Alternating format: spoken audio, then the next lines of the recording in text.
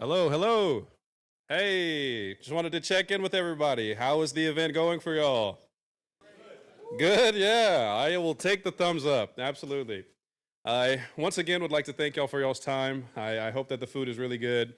Um, this is our largest part of the entire conference. We are beyond proud and happy to be able to say that Shannon Lawson, the Chief Information Security Officer for the City of San Antonio, has taken time out of his day to be here and speak with y'all. I really hope that y'all can get a lot out of his presentation. This is one of the great leaders of our city, so this is the type of person that is here. I really hope y'all enjoy him. Very great speaker, a lot of great stories. So thank you, Shannon, for your time. And if I get a round of applause.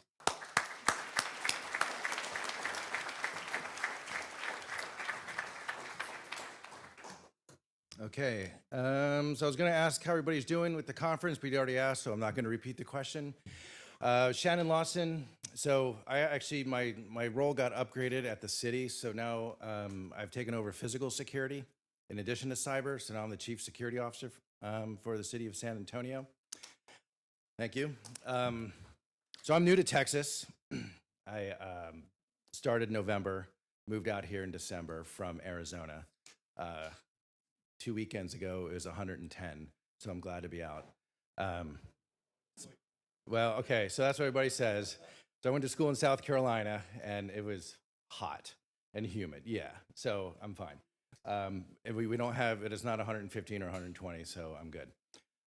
Anyway, so there are so many topics to talk about with you guys, and so when I was talking to Keeban and Sam about what did you guys want me to talk about?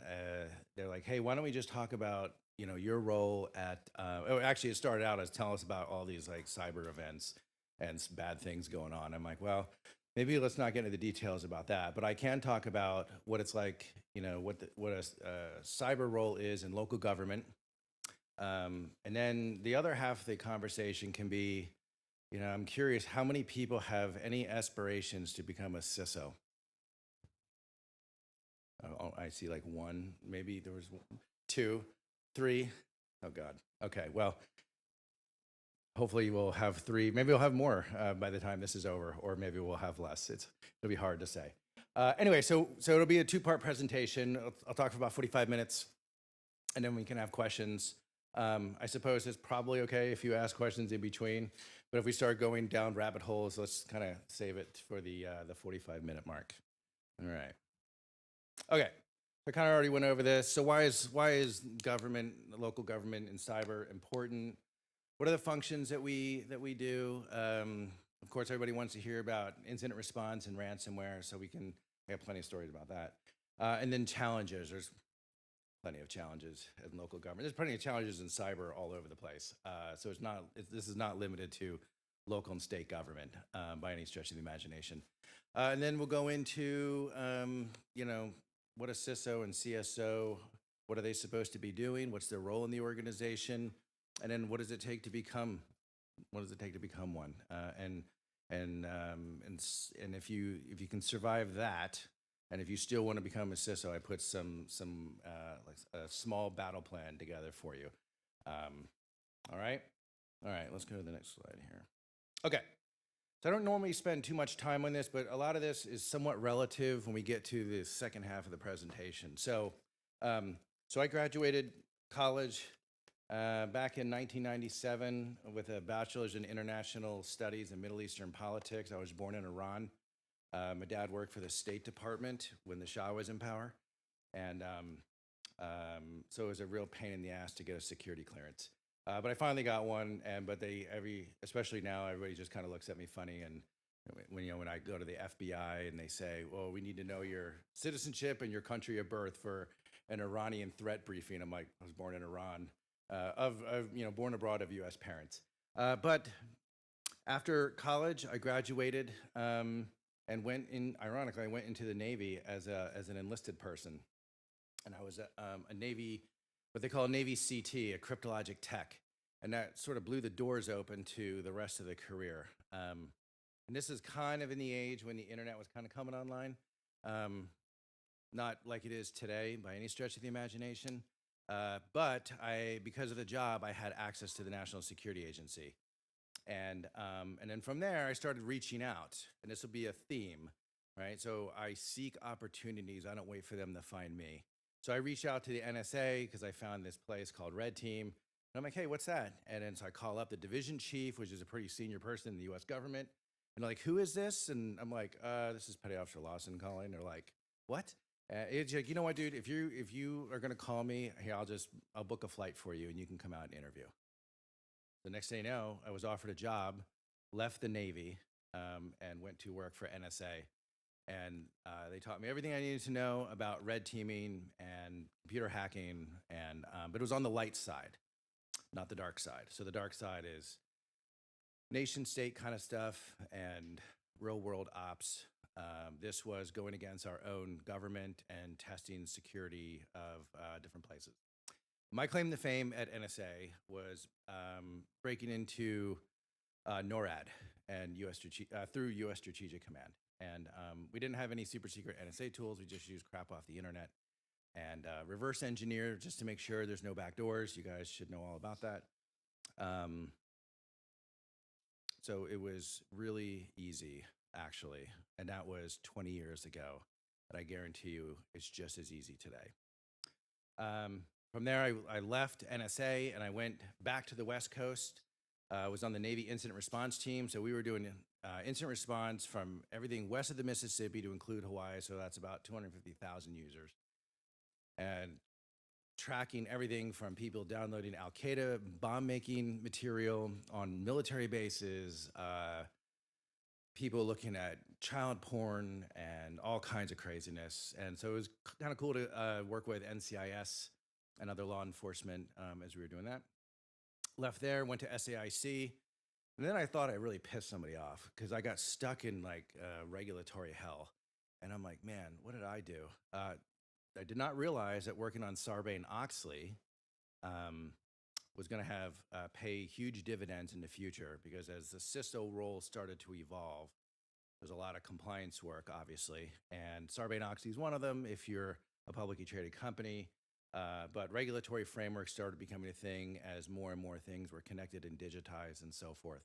So I was thankful there. So then I left there, went to a place, well, it used to be called SPAWAR, now it's called NAVWAR, and I was basically like the predecessor to the CISO. And the DoD, actually now there's a Department of War, they're really kind of slow on the uptake, and adopting private sector terms.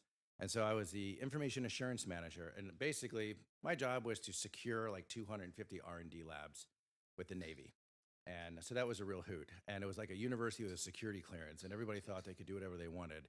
So you're really trying to wrangle in people's behavior, because more and more nation state threat actors are now coming online. And this is back in like 2008 when the Russians got into really sensitive military networks like SIPR and JWICS, if any of you guys know what that is.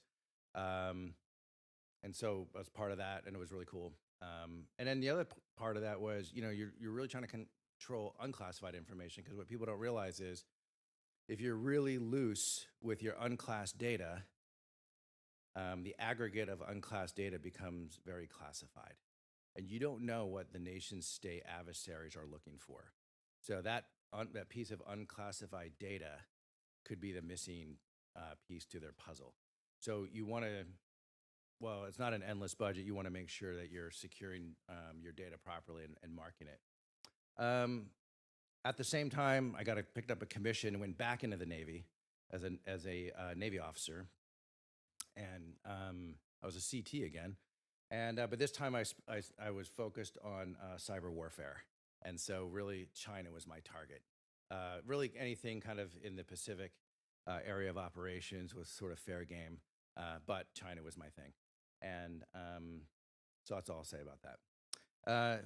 Went to NAVWAR headquarters, and now I'm working with the Admiral and the executive staff at a global level. So NAVWAR is San Diego, Hawaii, Guam, Japan, Colorado, Philadelphia, Charleston. It's all.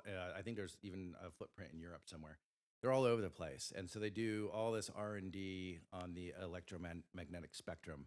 And so now I'm kind of controlling cyber kind of across the portfolio of all cool things that Navwar does. I then got recruited to go to the state of Alaska as their first CISO, and that was really interesting. We'll talk a little bit about some of the incidents that occurred there.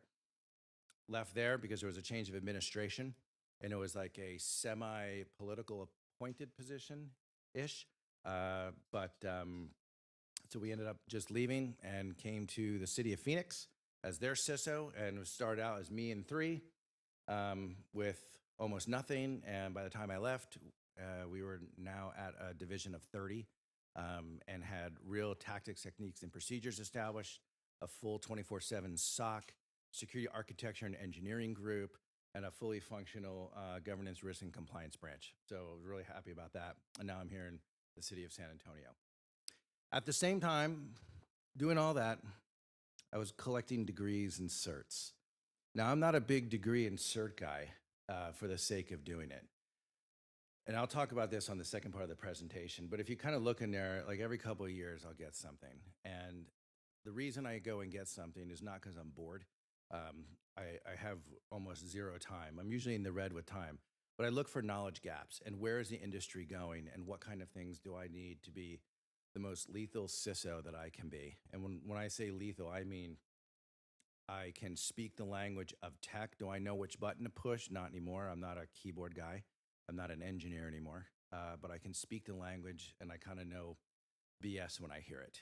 And I know, and my crew can attest to this, I'm very good at asking questions and understanding big picture down to a minute detail and how is that, what second and third order effects is that decision going to have for the organization. And then those other certifications there, they're just, some of them are technical and some of them are, you know, more strategic in nature. All right. Okay. So why is local government cyber important? Well, cyber is a public good. We have to have cyber.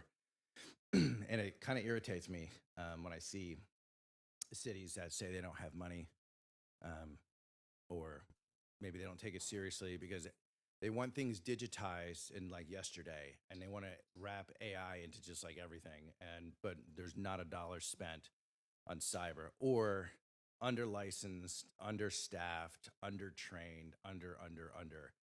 There is no way that you can combat adversaries if you're not spending any time building up your cyber defense force. And that has real effects. So when you saw those list of places that I worked at, city of Phoenix and the city of San Antonio are the two places where the rubber meets the road for everyday people. The rest of the stuff is like really cool to work at, but I mean, did it affect any of you? Probably not. Not that you would ever know. But if we are not paying attention to cyber at the city of San Antonio, and you can't call EMS when you need it, or the airport is shut down because nobody protected any of the, not the FAA systems, but the support systems, there's no signage, PAs are out, ticket agent can't process you, so everybody's just sitting there. I think people are going to be really pissed that all of a sudden now the lack of cyber is now directly impacting business and people's personal lives. Governmental cybersecurity, so things that are strictly in government swim lane, elections. So we saw this in the last several election cycles where there's all this talk about the Russians getting involved and Facebook stuff and you know, just putting the thought in people's heads that these elections are not secure. You heard about, I don't even think I can say the name of the systems because they'll sue me for like $1 billion, so I just won't say it. But you heard about all the systems that had some problems and potential compromises, and whether or not they did or did not, to me, is irrelevant. It's in people's minds. And now people are like, are these institutions what we thought they were? I don't know. That's a pretty big deal in my book. Cyber coordination. So there's a lot of commonality between what I would consider bread and butter city operations like emergency management and public safety and utilities and other kinds of things that municipalities are typically engaged in. There are some direct correlations to the way cyber operates that we can start plugging into these groups, which is especially important because everything is connected and everything is digitized. It's a good idea that cyber is plugged into emergency management. And when I was at Phoenix, we had the Super Bowl come to Glendale, and we were in the Emergency Operations Center. And everybody had a polo with a badge, and everybody was like, you know, we're the coolest law enforcement agency, and here's my little cyber team. And so I'm like, you know what, we're gonna leave. We're gonna get out of this organization. We're gonna go back to our building at the city, and we took over a big conference room, and we did basically a mobile SOC. Because what I did not want to have happen, I already knew what was going to happen. If there was a cyber incident, all the guys with badges and guys and gals, all the guys and gals with badges and guns, were going to start trying to jockey for command. And I'm like, you don't know nothing about security, so step away. If there's a terrorist, great, that's you. If it's cyber, that's me. So that's why we left. But that kind of thing directly impacts city operations. Critical infrastructure is another big one. So here in San Antonio, we have SAWS and CPS and VIA, the bus service, and other critical government operations and services. And so I would imagine that everybody cares that cyber is the best it can be at the city, so the power isn't shut off when it's 100 degrees and really high relative humidity in San Antonio. So some of the functions, besides the ones I just mentioned, governance, risk, and compliance, you got to have it.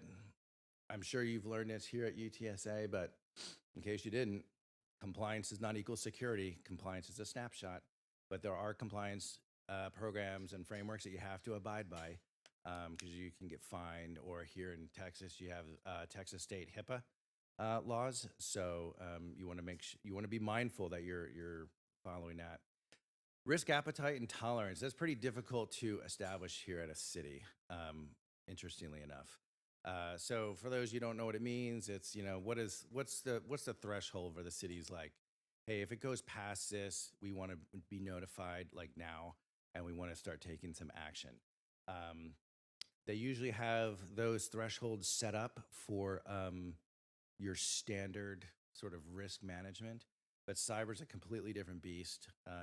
In many ways. And so trying to establish that is challenging because what might be a threshold or an appetite or a tolerance at the Parks Department is going to be way different than it is at San Antonio PD or San Antonio Fire Department, right?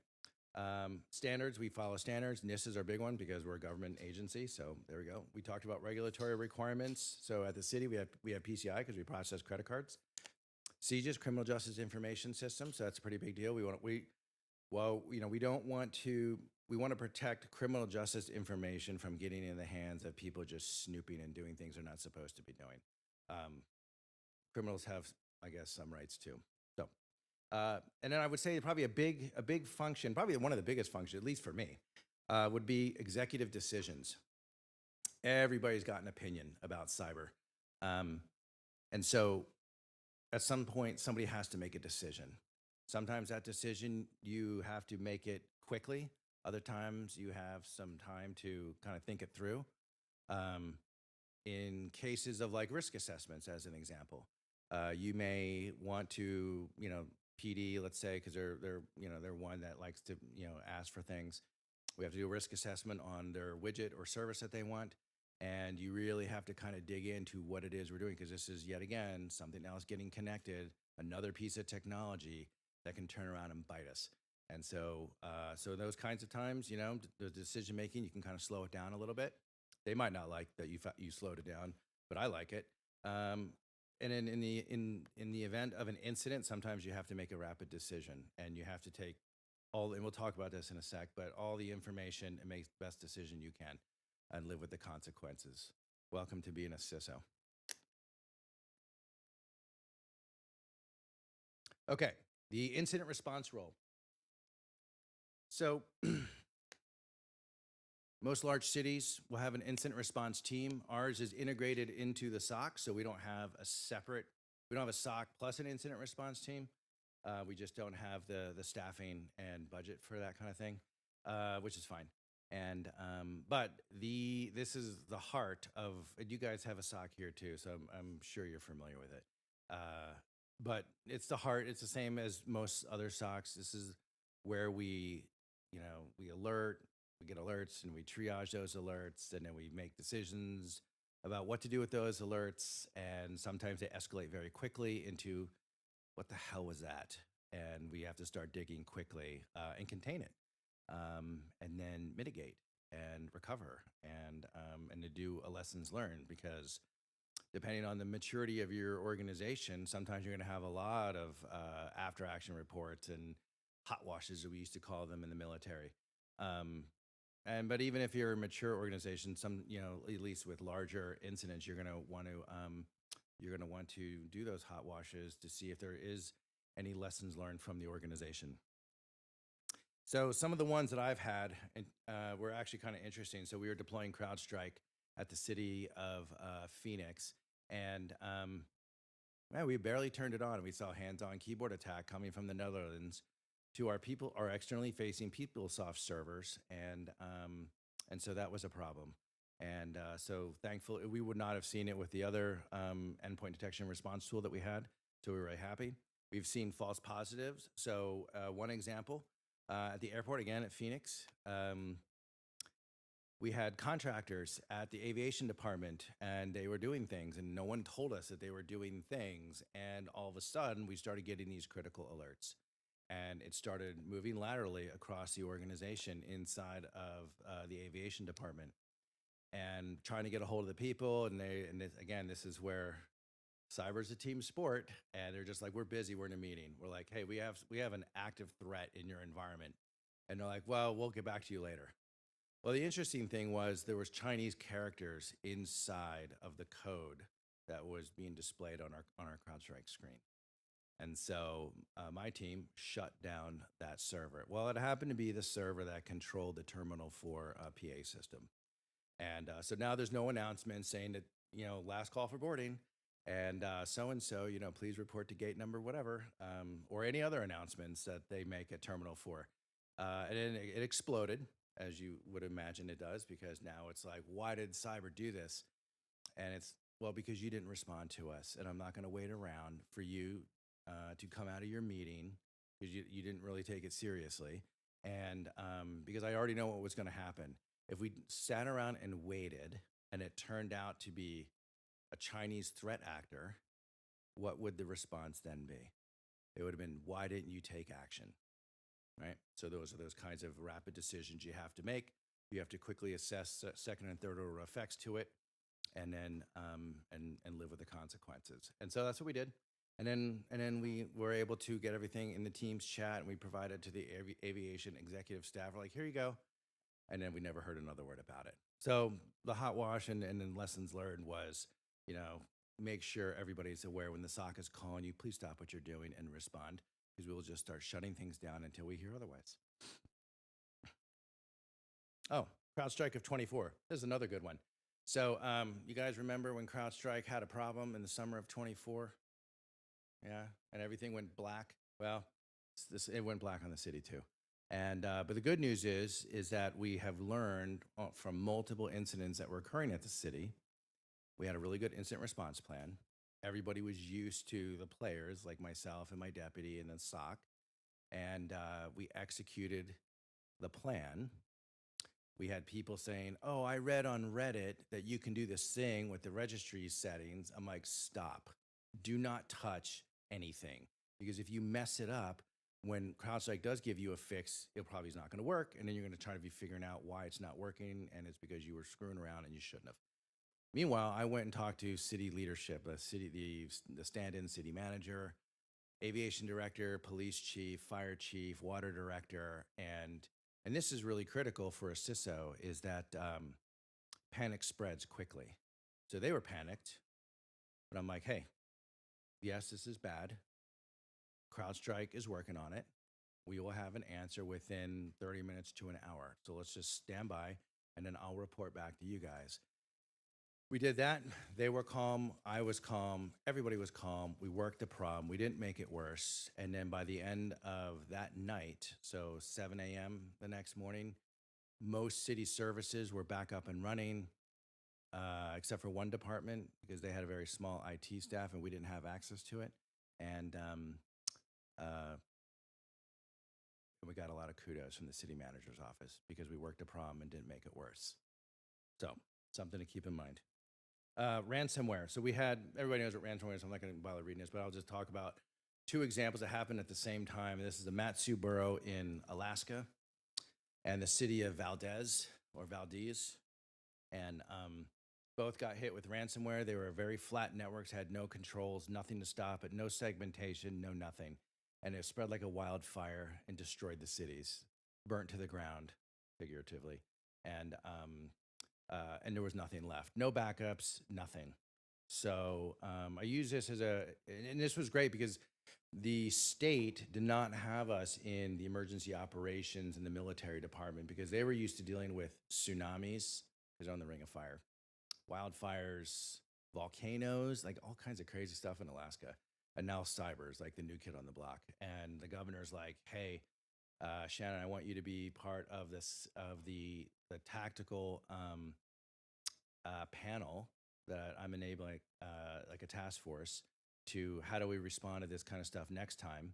And then what do we do about the actual ransomware? Do we pay it or do we not? And so it was like a tactical kind of task force and then a policy task force. But it was interesting because that's it. You know, it always, at least my experience, it always takes some major catastrophe to get people to wake up and to start taking this stuff seriously. But at least they did. Challenges. Okay, so challenges are a pretty big thing, especially in city government, because you have a lot of competing, personalities. And generally speaking, everybody's trying to do the right thing, but everybody's got their own agenda, and that's just sort of the nature of things. And I've kind of seen this almost everywhere. But organizational placement's a thing. When you're talking about the CISO or CSO authority. Political constraints, budgets, how do you communicate risk? Am I having to go to the CIO and the CIO hopefully takes what I say, because he's not a cyber guy, takes what I say and transmits it clearly up north? Or am I being brought in the conversation? All those things make a difference. Budgets, technology, obviously, if your budget is minimal, then your technology is not going to be that great. And then obviously people, because you got to have people. You can have all the tech tools and the cool toys, but if you don't have people who are trained to execute, then none of this is going to work. Okay. All right, I think I'm on time. So CSO and CISO leadership. So what is really my role? My role is not a technical role. Okay, my role is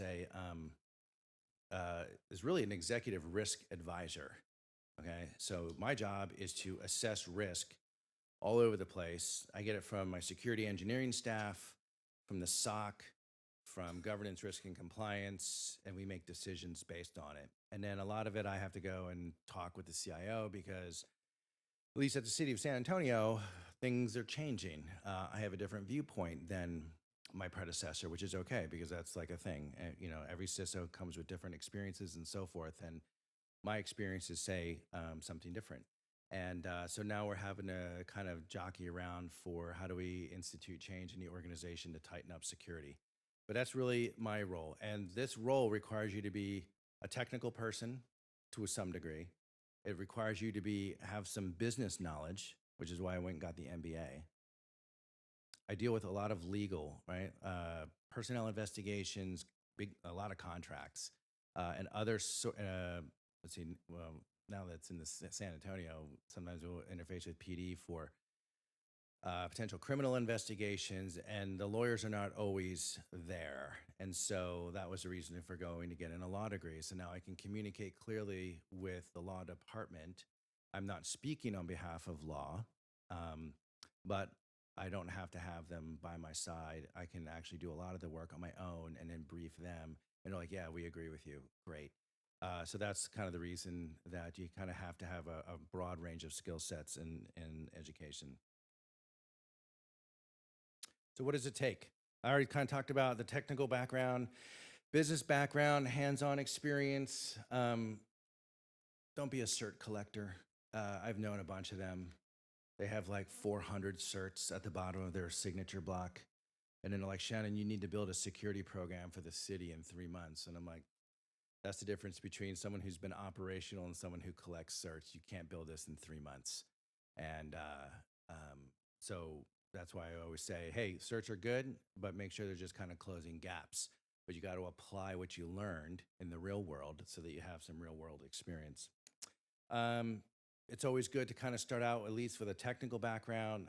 Networking is great, system administration, working in the SOC, cloud, anything like that. When you're starting out in security, even if you're starting out in IT and then come to security, that's probably the best road. That's not what I did, but that is a good way to go. And a lot of people think that degrees and certifications are the golden ticket. They're not. It's just it's one thing I'll look at when I'm hiring somebody.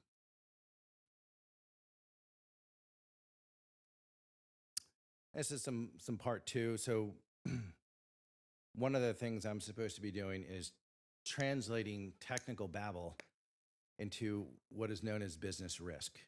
So my friends in infrastructure and operations can go on and on and on about, identity and MFA, and, we switched to, whatever protocol, and the CIO doesn't know what the hell anybody's talking about. The city manager doesn't know what anybody's talking about. So my role is to say, okay, this is what this means. So as an example, so we're talking, like international travel. And there was, when people are going to international travel, like, well, Shannon, we really just want to know about risky countries. And I'm like, well, let's take a step back. Going international travel is a risk in and of itself. And if you're going there for personal travel, why are we opening up the city to unnecessary risk? And they're like, oh, okay, let me think about this. See, you plant the seed, let them think it through. You transmitted to them what the business risk is, not just kind of, doing the same thing. Now, I might lose this battle. I don't know. I'm hoping that they'll say, okay, you know what, that actually makes a lot of sense. Let's change it. Great. You're not going to win every battle, but this is the goal: is to transmit and translate business risk. Understand legal issues, monitoring the threat landscape. So if you're not dialed into 101 different email distributions and reading stuff on a regular basis, like you're drinking from a fire hose, it's going to be really hard to be that person at the table that city leadership or private sector too will look at you and say, hey, what's the risk to us? They're not going to, if you're not talking about it regularly, and it's not scaring people, it's not crying wolf, but you kind of get the point. You got to find that happy medium. Leading teams is another big goal. I can't do all the work myself at all. If I single thread everything through me and I die, that's going to be a real problem. So I'm training the SOC, I'm training security engineering, and we're doing a little bit at a time, right? Not just ripping the Band-Aid off. I mean, sometimes we'll rip the Band-Aid off, but we're doing incremental changes so we keep city operations going. But now the team is learning me, and I'm learning kind of where their baseline is, and then we're going to start changing it. So by the time 6 months comes around, we are way better. We're going in this direction rather than this. And now we have real credibility to the rest of the city. That's my goal. And then, like I said before, you need to be well-rounded and have a diverse background. If you become an expert at pen testing, and while pen testing is really fun, you know almost nothing else. And if you want to be an expert pen tester, great, we need them. I'm not a big believer in all the automated AI pen testing, although there's a place for it, but I also like a human behind the keyboard too, because there are a lot of things that humans can do that the AI cannot.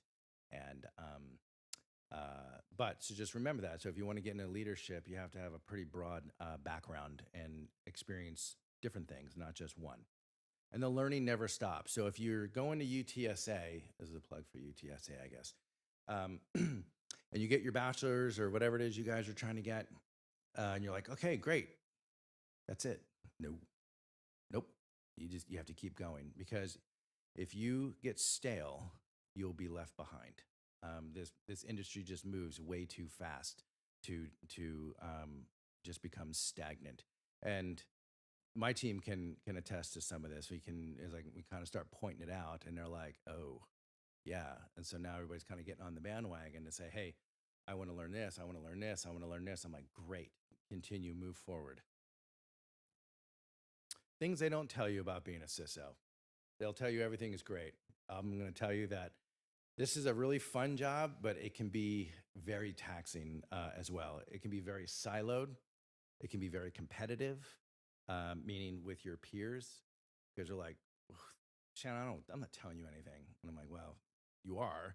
You're just going to have to get to that point where you're going to believe me, that you're going to actually tell me, because security touches everything. And when people start kind of figuring this out, everybody starts kind of working together.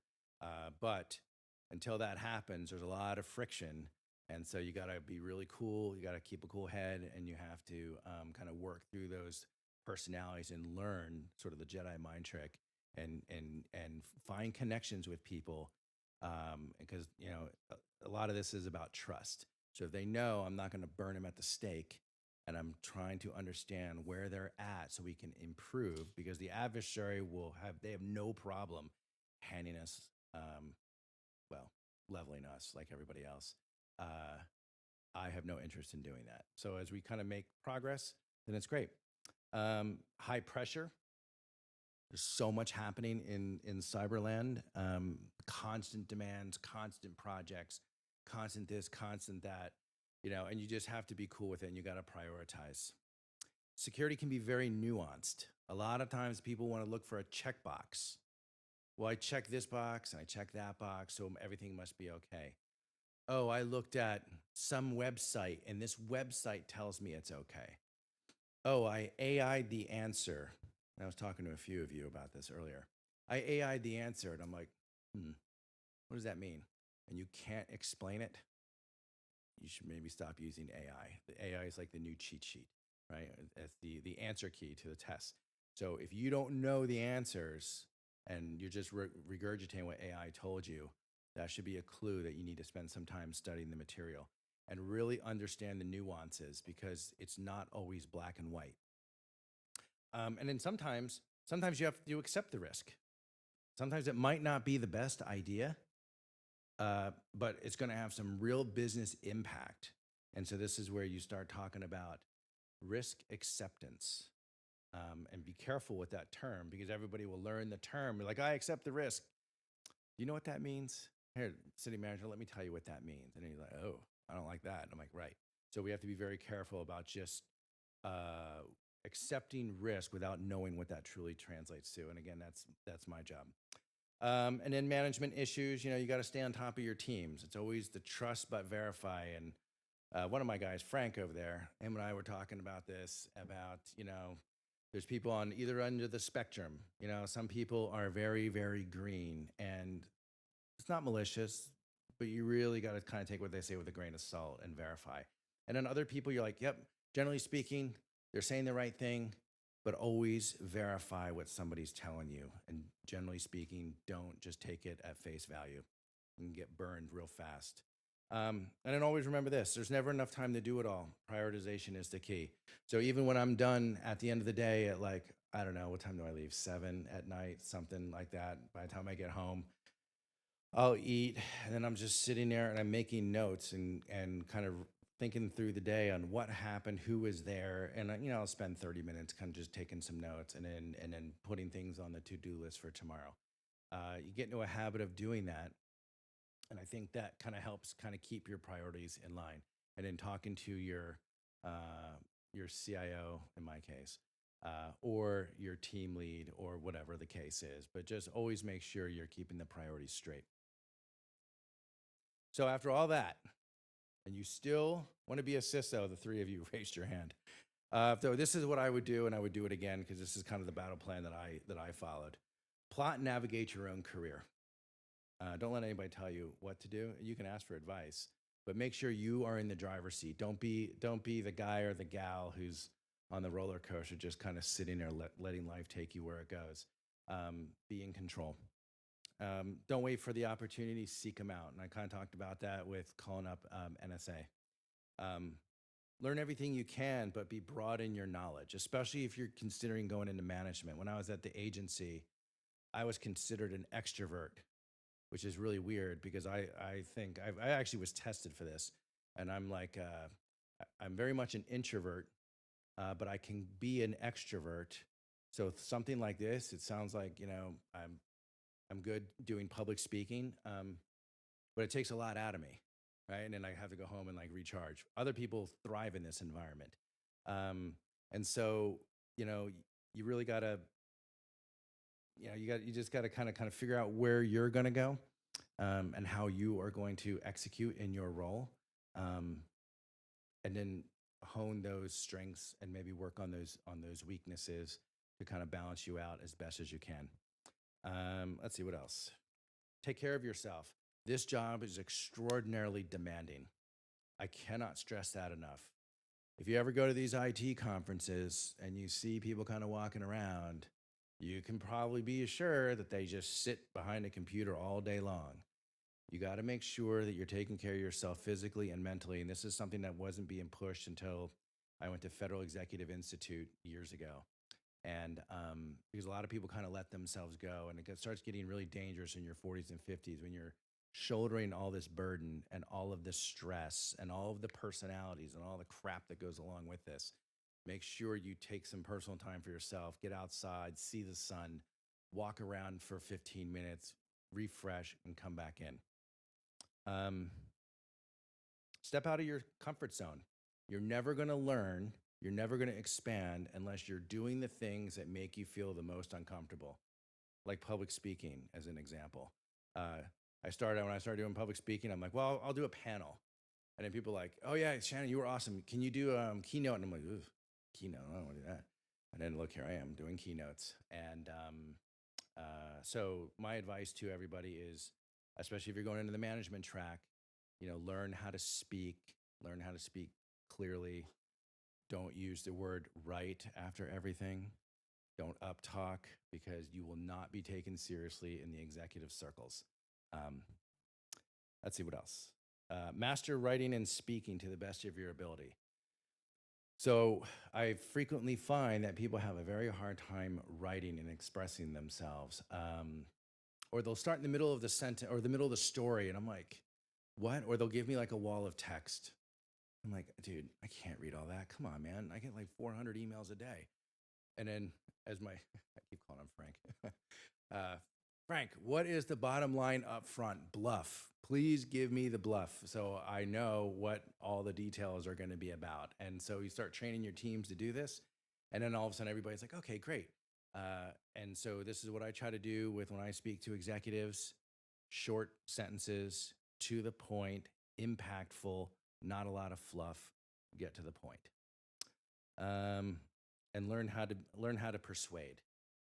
You can't argue. You can't say the sky is falling. You can't cry wolf. You can't say if you don't buy me $1 million CrowdStrike package, that we're all screwed, because that is not true, and everybody goes, you're full of it. You instead have to present a business case. You have to identify the risks, and you have to identify the solution that you're looking for, and how is it going to identify those, or how is it going to close those gaps. That is being persuasive, especially when you're speaking to other executives or middle managers or whatever.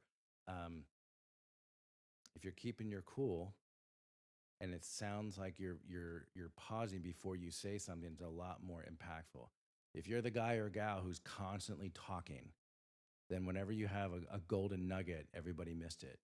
But if you're kind of the quieter type and you're waiting, and then you say, hey, I have a point, here it is, that tends to be a lot more impactful, especially in this industry where there is a lot of white noise. And then, as I like to say, stealing a term from the military, keep calm and return fire. So when you're battling it out with other executives and they're like, Shannon, you're full of crap, blah, blah, blah. And I'm like, no, actually, you are. And here's why. Let me enumerate all the points. And they're like, oh, that's the returning fire. Let's see. Thank you very much. I enjoyed my time speaking with you guys today. I don't know. I think we have time for questions. I don't know where everybody went, but I will take questions. There you are. I will take questions now if there is available time.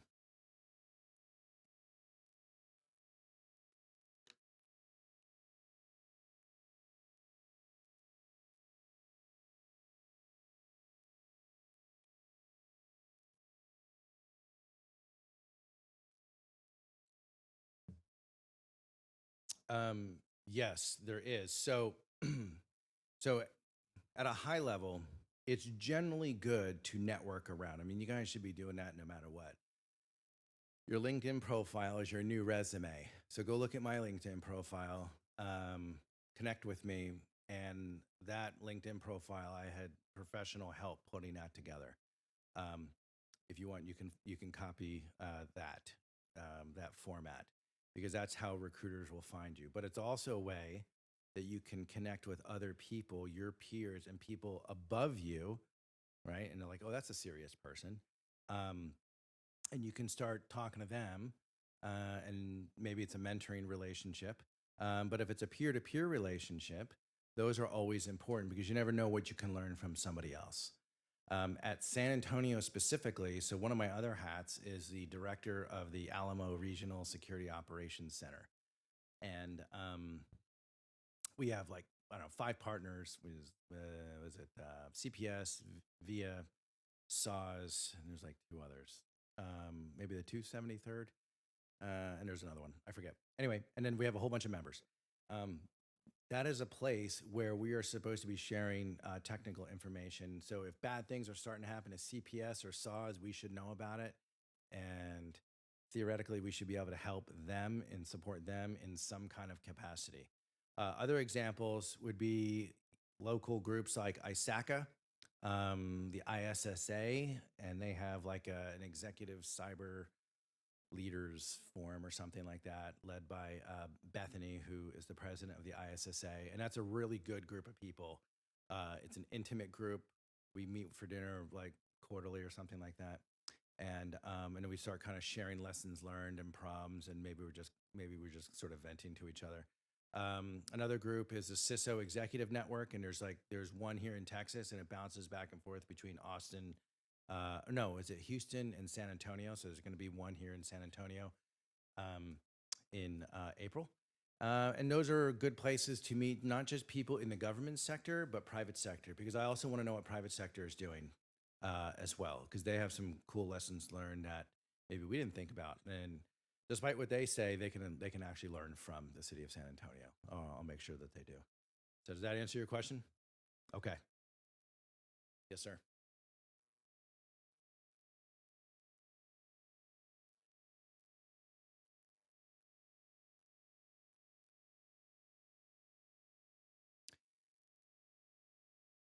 This goes back to risk management.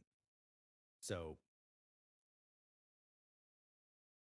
every city just about these days has some kind of budget problem, budget issues, not enough budget as there was in previous years, whatever the case is. My job is to enumerate the risks, explain the business impact, and provide that to city leadership. It's city leadership's job to determine, is this something worth funding and getting protections around or not? And that's kind of that's the battle you have to fight. And at a certain point, it's not my decision to make. It's my recommendation, a strong recommendation, that we improve our security posture. But you have to be, as a guy who gets taxed to death, I like to be a great steward of taxpayer money. I do not believe in buying tools and letting them sit on a shelf and just burning through taxpayer money. We have to make sure when we buy a tool, we operationalize it. We provide metrics to show how this is actually helping the city, and provide those back, because it's kind of hard for security to produce like a return on investment, right? We're just sort of not in that mode necessarily, like somebody else would be. And so what you want to be able to do is show city leadership, hey, the money you have given us, this is how we've been great stewards. We need more money, and this is why. It's up to them. To answer your question? Okay. Yes, sir.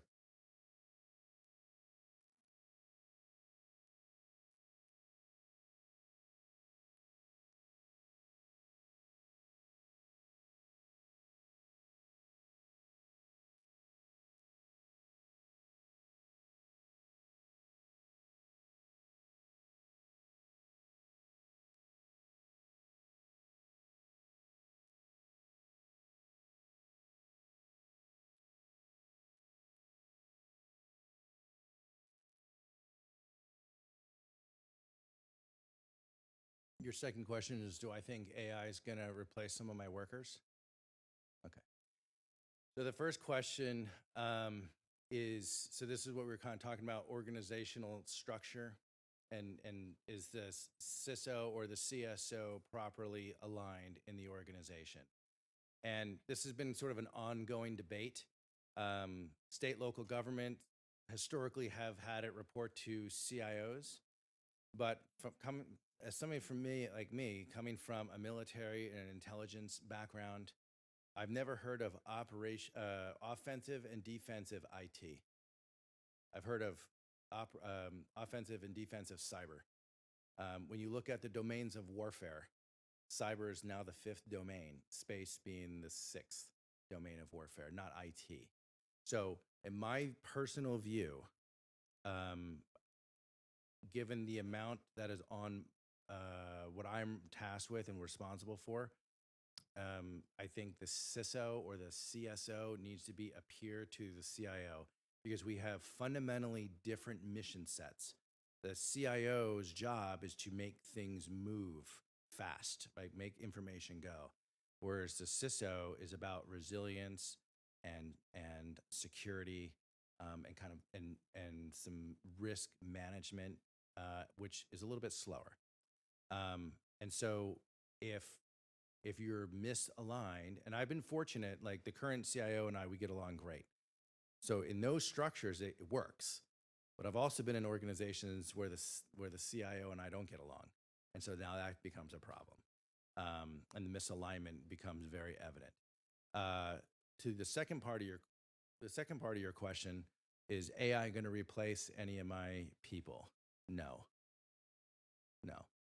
AI will enhance. I don't trust AI, so let's put that out. I don't trust it. There's too many hallucinations. There's too much nonsense. And I'm not sure that it's truly AI yet. Maybe we're on the cusp of it, or maybe there's some true AI that's classified. But for now, what we have access to, I think AI will enhance the people that work for me.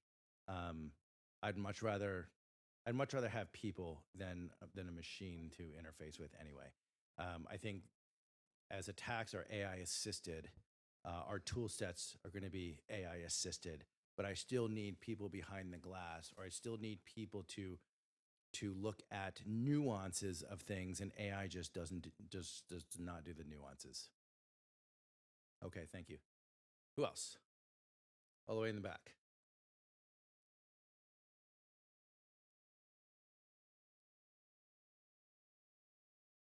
So how are we collaborating with Texas Cyber?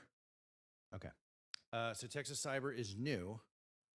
So they're still trying to find out what they're going to be doing here in Texas. I did meet with Texas Cyber Chief White and some of his personnel at the RSOC, and we had a whole bunch of CISOs and everybody kind of show up for that.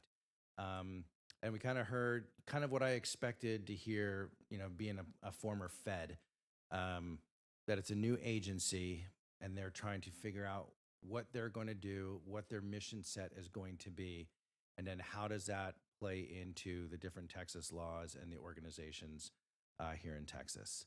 So that's the high level answer. The next level answer is Chief White and I are both cyber warfare officers or information warfare officers. So him and I will get along just fine. And the city of San Antonio is there to help Texas Cyber, just like Texas Cyber should be there to help us, I hope. Yes, sir.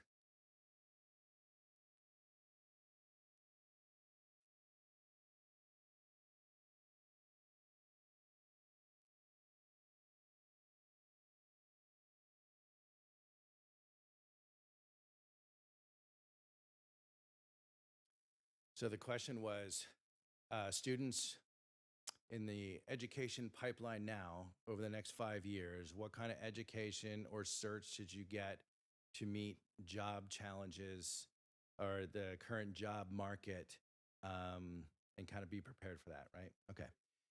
Yep. So one of the things I did as I moved up my career, I was always looking at 2 spots ahead of where I was at.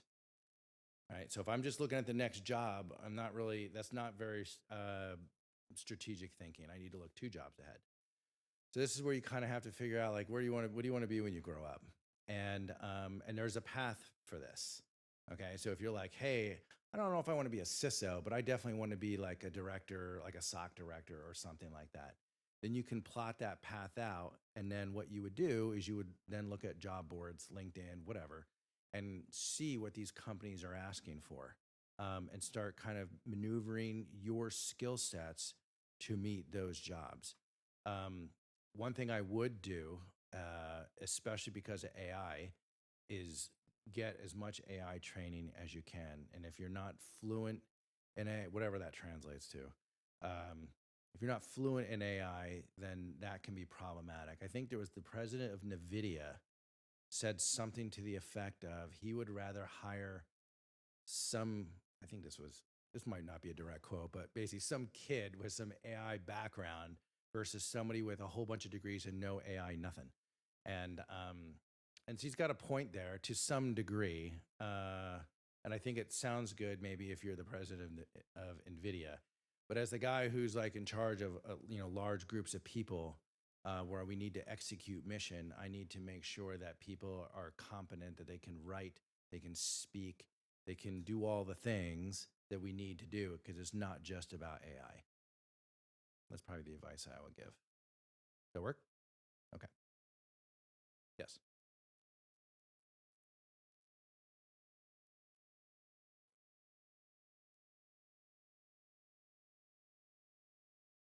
So the question is, when I find a gap in our security posture, what's the best? What's my methodology for figuring out a mitigation? So you can do a risk assessment, and there's like templates out there that you can kind of follow through, and it just kind of sort of depends on what it is that we're trying to assess. So like, let's say we're talking about the Security Operations Center, and I'm asking Jasmine over there, I'm like, hey, what's going on with Cisco Secure Endpoint? And she's like, well, we're missing this and this and this. And I'm just like, oh my God. So when you start looking at attacks, and you're like, okay, so is our endpoint covering this? Yes or no? Which then starts leading into, do we need to replace the endpoint? Right? That's a big deal. And then you start putting a business case together and you start communicating that with the CIO. That's what I've been doing. And then we start looking at a bake off, between different vendors, and then really trying to suss out, is this a tool problem? Is it configured incorrectly? Is the tool that we currently have, is that proper or appropriate for a city, because I think we're the 6th largest city now, San Antonio. Is that appropriate for us, and do we need to move to something else? And that's generally how we would assess it and then build a business case surrounding it. Because if you just say, hey, I really like CrowdStrike, or I really like SentinelOne, or whatever, pick the thing, and I need $1 million, they're going to be like, what? Get out of here. And now you have no credibility. But if I say, hey, we have some serious concerns about what our tool is covering, especially with the kickoff of hostilities with Iran, who's, by the way, the first adversary that we're in a shooting war with, who has a pretty significant cyber warfare capability, we should really consider this, especially when they have a history of going after utilities and state and local governments, because it's low hanging fruit and easy pickings. And so when you start addressing it in business terms, then all of a sudden you're getting their attention.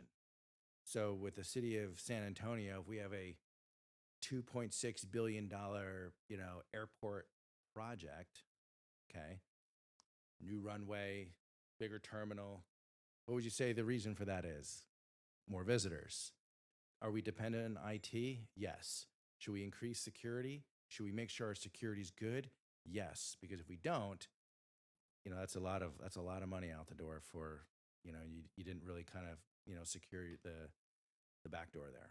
So, to answer your question? Okay, great.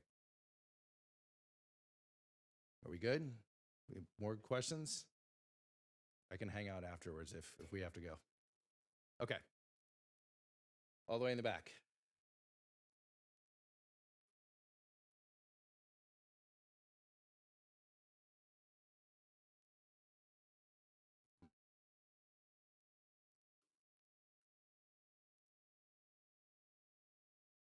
Okay, that's a great question. So the question was, how am I going to collaborate with peers or other departments, especially when there's silos?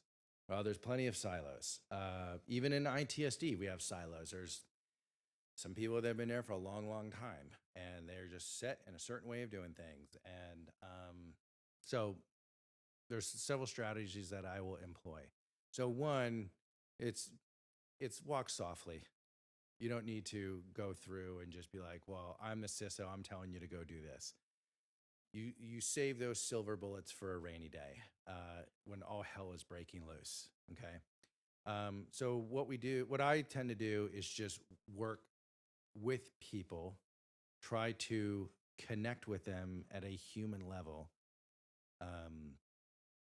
and develop trust, because trust is key. And it might be only one way, and it only might be temporary. So like for this 1 hour conversation, there's trust, and then I leave, and then you're like, I don't trust that guy, And there's a lot of that, and there's a lot of kind of talk and gossip and just sort of nonsense. And but you just have to remember that there are people on the other end of this, and they have not experienced what I've experienced. And as I've been told, just me looking at people can be somewhat intimidating, especially when I'm not talking, I'm just looking at you. Okay. Taking all that into account and how you interact with people goes a long way in establishing trust. Now, at a certain point, they have to act. We can't just sit around for endlessly while they decide whether or not they're going to listen to the CSO. And so, just as a matter of fact, the director of infrastructure and operations and I were just having a conversation last night. And, him and I have kind of butted heads a little bit when we got here, which is fine. That's okay. But now when I start sort of exposing some things, I'm like, hey, we got to fix X, Y, and Z. And he's like, okay, what do we need to do? And I'm like, well, here's what I would recommend. Right. I actually had one of his guys reach out to me. Hey, Shannon, so-and-so is telling us to do this, but this isn't the direction you gave. What do you want us to do? And to me, that was huge, huge.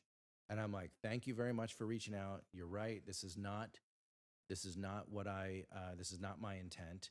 And here's what I would like to do. And I start empowering them. And now they're like, oh, okay, he's really not actually bad at all. Right.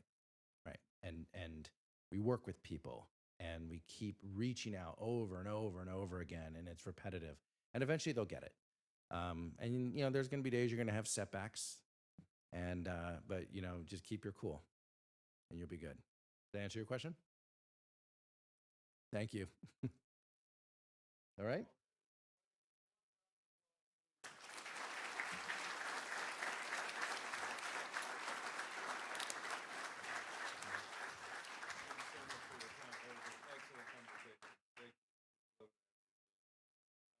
Yeah, absolutely. I hope that y'all enjoyed the conversation.